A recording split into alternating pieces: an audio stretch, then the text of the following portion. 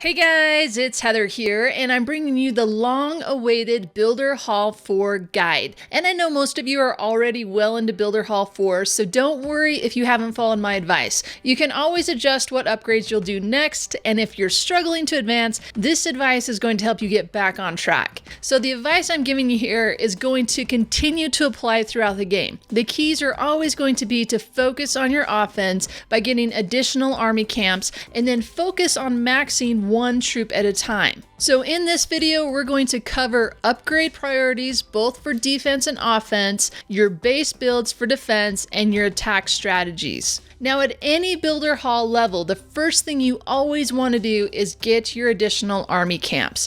This typically means you're going to have to upgrade your elixir storage to do it. So all of your gold will go towards getting the elixir storage upgraded, and all your elixir is going to be saved to buy the army camp. This one upgrade is the biggest advantage you'll have and will help you jump to the next trophy range for more loot. If battling is going to put you over on elixir, you can always do some small upgrades like a mine or dig up some trees. Just make sure you're only spending the elixir that will put you over max. So as soon as your storage is upgraded, one win should be enough to get you enough elixir to get your 4th army camp going. Your next priority with elixir is going to be to upgrade the Star Lab and then start working on your troop upgrades. Remember, you're going to want to continue to play and battle when you don't have your loot bonuses available. You want to be at the highest trophy range you can possibly get to before it's loot bonus time, and this will give you a ton more resources to be able to upgrade with. So once you have your elixir storage upgrading, your gold is going to go towards buying all your new traps, your walls, and then start buying your defensive buildings. Don't upgrade anything until you've bought all the new stuff. The traps and the walls are really cheap, and then getting all the level 1 buildings helps because wins typically come down to whoever has the highest percentage, and the more buildings you have, the less each one is worth as a percentage. Having all the mines and traps and your walls is going to allow you to build any of the Builder Hall 4 base designs. Last week I tweeted out asking my followers to show me their best Builder Hall 4 base design, and there was a ton that were sent in. So I'll link to that thread on Twitter in the description down below. Be sure to follow me on Twitter because I'm always tweeting out new and proven base designs that you can try out, and it's always a great idea to start with one of these designs and then tweak it based on how it's performing for you. And there were so many great bases that were sent in, so I'm going to put them at the end of this video, so then you can go through them, see which one you like, pause the video, and then copy it. And actually the base that I'm running right now, I got from a Twitter follower, and it's still doing really well for me at 2,300 trophies. Another upgrade to look at doing early on, especially if you're a free-to-play player, is getting the clock tower, because every 8 hours it's going to allow you to drastically reduce your upgrade and research time. I maxed out my clock tower early on before maxing out my other defenses, and it's really helped me to be able to keep my upgrades going because my boost lasts for 12 minutes now. Just try not to use that boost until you have both your Star Lab and an upgrade going to be able to get the full benefit. You don't want to use your clock tower just to boost like your armory training and your mines and pumps. You want to be able to boost both your research and your upgrades. Now, something you need to decide right now, right at the beginning of Builder Hall 4, is which troop upgrade path you're going to take. Now, you may think the best thing to do is upgrade both your ground and air armies equally, because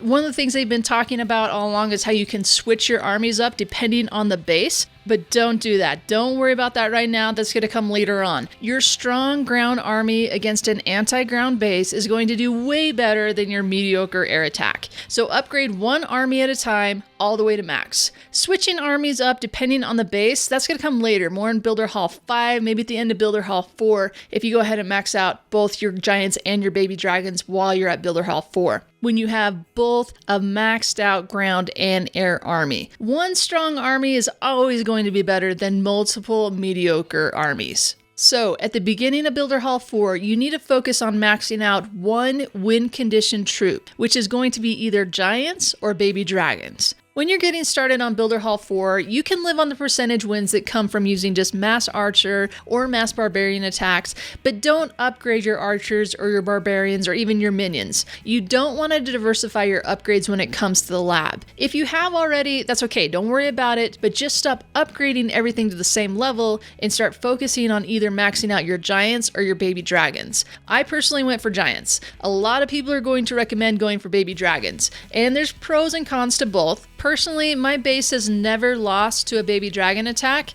and I attack really well with giants. But that's likely because I'm just not at a high enough trophy range, and maybe I'm not being attacked by max level baby dragons, so it's really hard to say which is going to be the better option for you. I personally feel like the developers are going to try and keep those win conditions equal, so there isn't going to be just one set way to upgrade. That baby dragons are going to be so much more overpowered than giants. I think they're both going to be viable options, so go for which one you feel most comfortable with. I feel like the air bombs do a really good job taking out those baby dragons, and I also set my traps to air. But of course, the higher you get in your trophies, the more difficult it's going to be, and the better the attackers are going to be, and the higher their troops are going to be. So it really just depends on what you want to do here. I figured I could use giants and max them out, be able to get to a high enough range, and then start working on my baby dragons. If you go for baby dragons right off the bat, you're going to find you're going to wreck any base until you get up to a high enough level that people have started to build their air bombs. So it's really up to you on this one. Once you max out your main win condition troop, then the next thing to do is going to be to max out your support troop. So I feel like for both giants and baby dragons, the best support troop is the archers. You might want to use minions with your baby dragons. I still personally really like the archers because of their cloaking ability. At level 8, archers have a 7-second cloak, which is plenty of time to be able to create a really big funnel and take out key buildings. They're definitely an amazing backup troop for giants because they can take out the crusher without getting in range of it. Plus, they're also a ground troop, which means they're not going to be affected by the air traps or the air targeting defenses. If you're using baby dragons as your main troop, then maybe you want to go with minions as your support troop because they're not going to be affected by the cannons, the double cannons, the crusher, or any of the ground troops. So this really just depends on you and the base you're attacking. If the air bombs are exposed enough that you can take that out, plus the firecrackers using some archers, then archers are definitely going to be the way to go for that base, even though they're a ground troop. If you're going to go the upgrade path of doing your giants, then don't upgrade your barracks at all. I upgraded for bombers when my giants were level 6 or 7,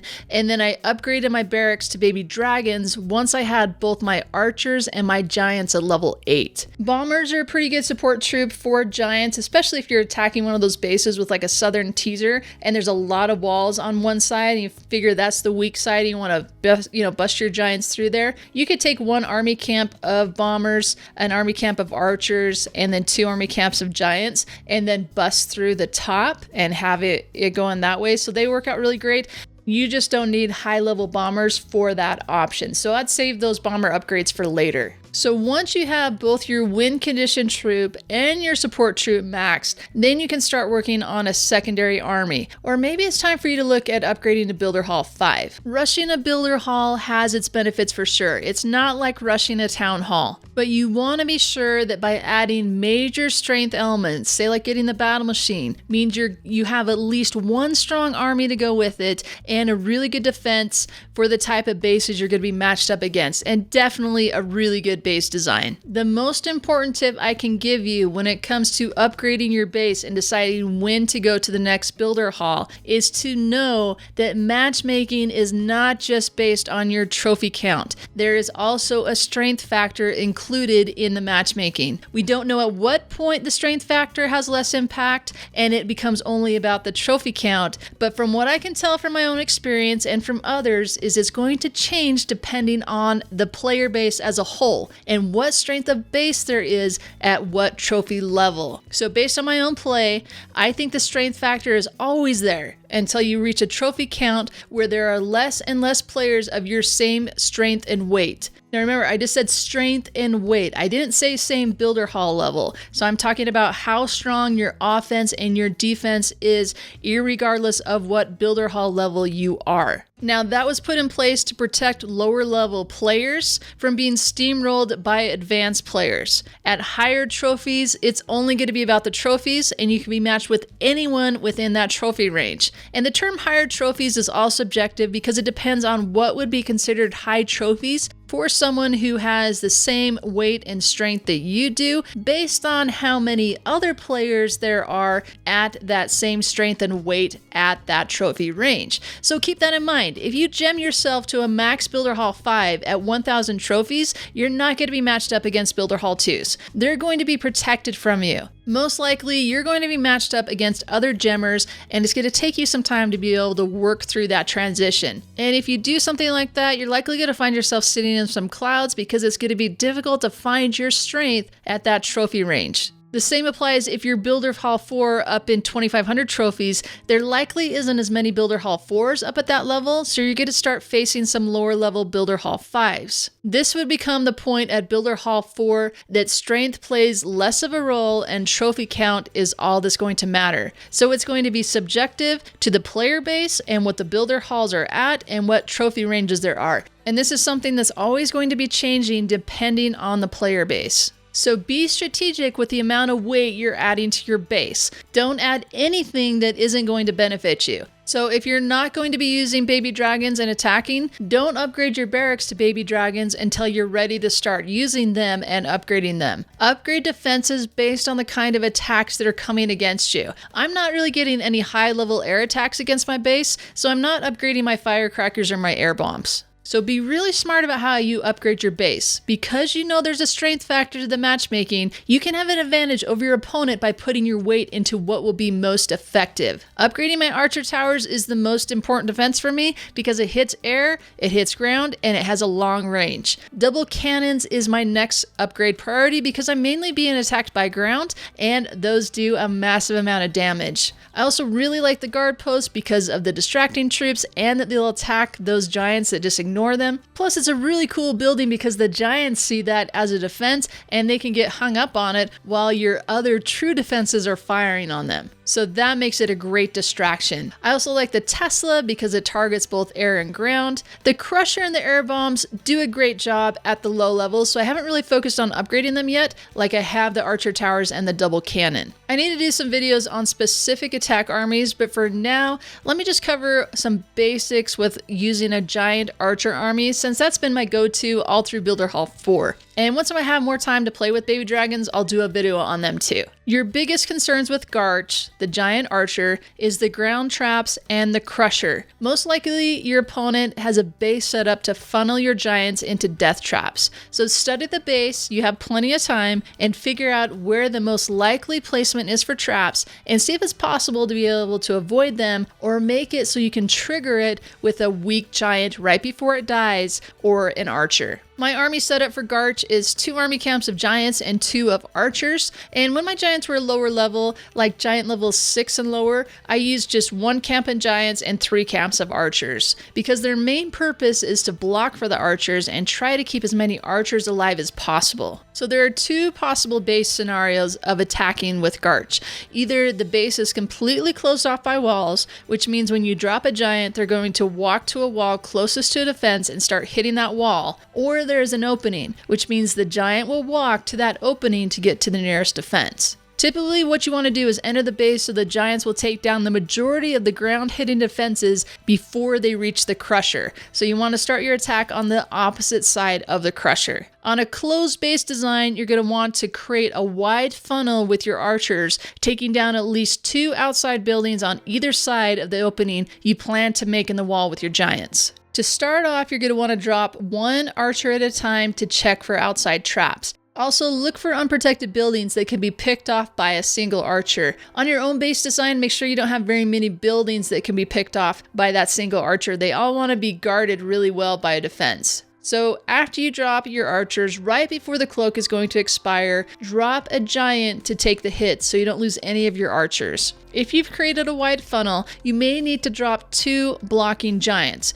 Just drop 1 of them at a time until you know the path is clear. Splitting your giants up into 2 separate groups is a really good idea, especially if your giants are level 8 and you have 3 per army camp. You don't want to space them out too far, but this is going to help you not lose all of them to a trap, or they all get bunched up together when they reach the crusher and you lose them all at once. Use your archers to help take down buildings that are 2 spaces away from a wall. Archers can hit 3 spaces away. So if there's a wall, a space, a wall, and then a building, that's 4 spaces away and the archers can't hit that building. So once you've done this, you've created your funnel, the giants start hitting on the wall, they've broken through the wall, then you can follow behind those giants with the remainder of your archers. The second attack strategy with the Garch is the walking tank. This attack is used when there's an opening in the wall. This means that your giant is not going to be hitting a wall, but it's going to be walking towards that opening into the main part of the base where the defenses are. For this deployment, you're going to again want to start with archers and creating a funnel, but don't worry about creating a funnel on the side where the giants are going to be walking to. You just want to funnel off the side where you don't want your archers and giant to go, because you don't want your archers heading off in that direction without a tank in front of them. Again, you're going to use single archers to check for traps once it's clear and you have a couple of archers working on creating that funnel. Go ahead and drop the remainder of your archers at the top where you're going to start your giant walk. Before your archers uncloak, a second or two before, drop that first giant so he has enough time to get close enough to the defenses that he's going to be the target. And once that giant has a good lead, go ahead and drop another giant at the same place you dropped the first one. So the purpose of these giants is just to soak up the damage while your archers follow behind, taking out all the buildings shooting over the wall. The goal is for that giant to survive long enough to hit the first spring trap. And once that first giant dies, there's already going to be that second giant on the battlefield that's going to start taking the hits. This way you can keep the majority of your archers alive. Take time to figure out the best placement to start your giant walk. You want your archers to be able to take out key defenses. This means you're going to want them to take out the double cannon and the archer towers.